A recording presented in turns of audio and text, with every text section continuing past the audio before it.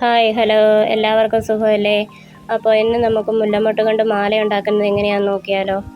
അതിനായിട്ട് കുറച്ച് കട്ടിയുള്ള നൂലെടുത്തിട്ടുണ്ടേ. പ്ലാസ്റ്റിക് നൂലല്ല, ഇത് കുറച്ച് കട്ടിയുള്ള ടൈപ്പ് നൂലാണേ. നൂല് നമ്മുടെ ചൂണ്ടുവിരലിന് മീതെ ഇങ്ങനെ വെച്ചിട്ട് മുല്ലമൊട്ട് അപ്പുറം ഇപ്പുറം ഓരോന്നായിട്ട് വെച്ച് കൊടുത്തിട്ട് ഒന്ന് ചുറ്റി കൊടുക്കുന്നുണ്ടേ. ഇത് നമുക്ക് പിന്നീട് എടുത്ത് വെച്ചിട്ട് ഉപയോഗിക്കാൻ പറ്റുന്ന ടൈപ്പ് മുല്ലമൊട്ടാണ് കേട്ടോ.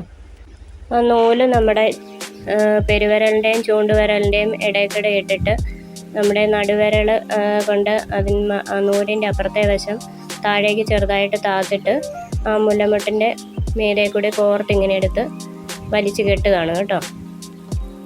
നിങ്ങൾക്ക് കാണുമ്പോൾ മനസ്സിലാവുന്നുണ്ടായിരിക്കുമെന്ന് വിചാരിക്കുന്നു. പിന്നെ ഒറിജിനലായിട്ടുള്ള മുല്ലമൊട്ടൊക്കെ ആണെങ്കിൽ പിടിച്ചിത്രയും വലിക്കരുത് കേട്ടോ, അത് മുറിഞ്ഞിങ്ങ് പോരും. ഞാൻ പറഞ്ഞാൽ നിങ്ങൾക്ക് മനസ്സിലാകാൻ പാടായിരിക്കും. അതിലും നല്ലത് ഈ വീഡിയോ 2-3 വട്ടം കാണുവാണെന്നുണ്ടെങ്കിൽ മനസ്സിലാകും കേട്ടോ അതെങ്ങനെയാണ് ചുറ്റിയെടുക്കുന്നതെന്ന്. ഓണത്തിന് ഇനി 2-3 ആഴ്ചയല്ലേ ഉള്ളൂ. അപ്പോൾ മുല്ലപ്പൂ വാങ്ങാനായിട്ട് നമ്മൾ അന്നേരം ഓടി നടക്കേണ്ട ആവശ്യമില്ല, ഇതിങ്ങനെ ഉണ്ടാക്കി വെക്കുവാണെങ്കിൽ. ഈ മുല്ലമൊട്ടൊക്കെ എല്ലാ ക്രാഫ്റ്റ് ഷോപ്പിലും തന്നെ വാങ്ങിക്കാനൊക്കെ കിട്ടും കേട്ടോ. പിന്നെ ഓൺലൈനായിട്ടും ഒക്കെ വാങ്ങിക്കാൻ കിട്ടും. ഇതിനാകുമ്പോൾ വലിയ വിലയാവത്തില്ല. മറ്റേ ഒറിജിനൽ മുല്ലപ്പൂ നമ്മൾ വാങ്ങിക്കാനായിട്ട് ഓണത്തിനൊക്കെ ചെല്ലുവാണെന്നുണ്ടെങ്കിൽ നമുക്കറിയാം കടകളിലൊക്കെ ഭയങ്കര വിലയായിരിക്കും മുല്ലപ്പൂവിനൊക്കെ. ആ സമയത്ത് കിട്ടാനും പാടായിരിക്കും. അപ്പം ഇതുപോലൊക്കെ ചെയ്തു വെക്കുകയാണെന്നുണ്ടെങ്കിൽ നേരത്തെ നമുക്ക് ചെയ്ത് വെക്കുകയും ചെയ്യാം, എടുത്തു വെച്ചിട്ട് പിന്നീട് ഉപയോഗിക്കുകയും ചെയ്യാം. വലിയ വിലയാവത്തുമില്ല.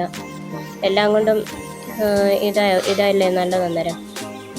പ്രത്യേകിച്ചും അമ്പലത്തിലൊക്കെ പോകുന്നവരാണെന്നുണ്ടെങ്കിൽ ഇങ്ങനെ ഒരെണ്ണം ഉണ്ടാക്കി വെക്കുകയാണെന്നുണ്ടെങ്കിൽ എളുപ്പമുണ്ട് അമ്പലത്തിലൊക്കെ പോകുമ്പം മുടി ചൂടിക്കൊണ്ട് പോകാനൊക്കെ ആയിട്ട്.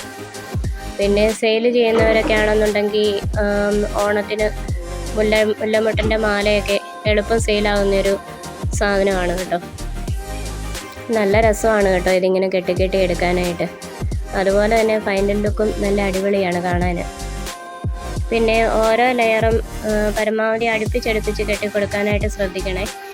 അല്ലാന്നുണ്ടെങ്കിൽ നൂലിങ്ങനെ ഒത്തിരി ഗ്യാപ്പായിട്ട് ഇങ്ങനെ കാണും. അപ്പം ഒരു ഭംഗി കാണിയല്ലോ മുല്ലമാല കാണാൻ.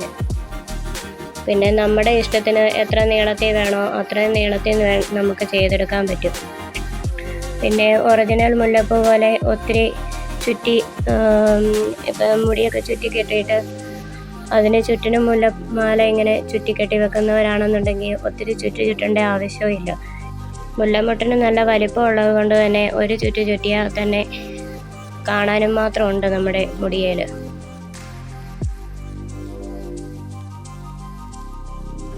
പല രീതിയിൽ നമുക്ക് മുല്ലമാല കെട്ടിയെടുക്കാം കേട്ടോ. രണ്ടാമതൊരു രീതിയും കൂടെ ഞാൻ കാണിച്ചു തരാം നിങ്ങൾക്ക്.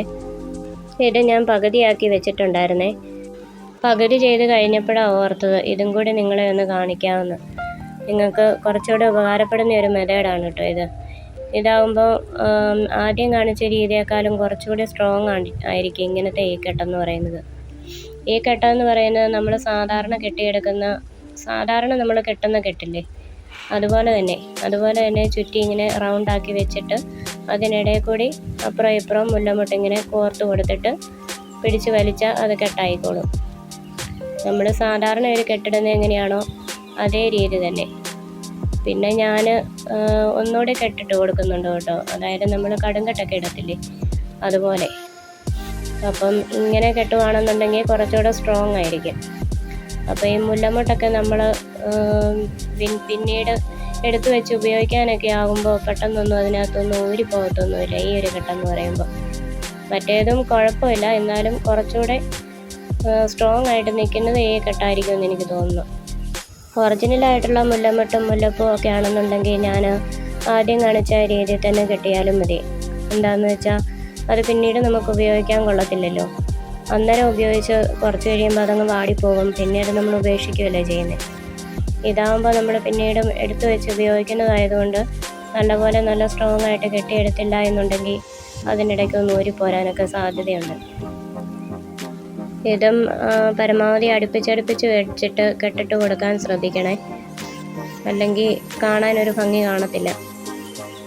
അപ്പോൾ ആ കെട്ടിടുന്നത് നമ്മൾ പരമാവധി ആ മുല്ലമൊട്ടിനോട് അടുപ്പിച്ചിങ്ങനെ കൊണ്ടുവന്ന് ഇട്ട് വെച്ചിട്ട് അതിനകത്തൂടെ മുല്ലമൊട്ട് കയറ്റി കൊടുത്താൽ മതി. അപ്പം അടുത്തടുത്ത് നിന്നോളും.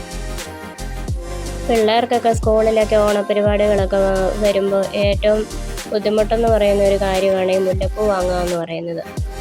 എനിക്കറിയാം, ഞാനും എൻ്റെ മോൾക്ക് ഇതുപോലെ കഴിഞ്ഞ ഓണപരിപാടിക്ക് മുല്ലപ്പൂ വാങ്ങാനായിട്ട് ഒത്തിരി ബുദ്ധിമുട്ടി. ചെന്നപ്പോൾ കിട്ടാനും ഇല്ലായിരുന്നു. പിന്നെ അവിടുന്ന് ഇവിടുന്നും പിള്ളേർ ഓരോരുത്തർ കൊണ്ടുവന്നതിൻ്റെ അറ്റവും മുറിയൊക്കെ മേടിച്ച് അഡ്ജസ്റ്റ് ചെയ്ത് അങ്ങനെയൊക്കെ തിരുവാതിര കളിക്കാനൊക്കെ കയറിയത്. അപ്പോൾ ഇതാകുമ്പോൾ നമുക്ക് നേരത്തെയൊക്കെ ചെയ്ത് വെക്കാം, പേടിക്കണ്ട. മുല്ലപ്പൂവിൻ്റെ മണം കിട്ടത്തില്ല എന്ന് മാത്രമേ ഉള്ളൂ കേട്ടോ. പിന്നെ മണം വേണമെന്നുള്ളവർക്ക് മുല്ലപ്പൂവിൻ്റെ സ്പ്രേ ഒക്കെ ഉണ്ടെങ്കിൽ ഇച്ചിരി അടിച്ചു കൊടുത്താൽ മതി. ഇനി മുല്ലപ്പൂവിൻ്റെ മണമില്ല എന്ന് വിഷമം തോന്നുന്നവർക്ക് അങ്ങനെയും ചെയ്യാം. പിന്നെ ഇത്രയേ ഉള്ളൂ നമ്മുടെ മുല്ലമൊട്ടിൻ്റെ മാല. എങ്ങനെയുണ്ട്? കാണാൻ നല്ല ലുക്കല്ലേ?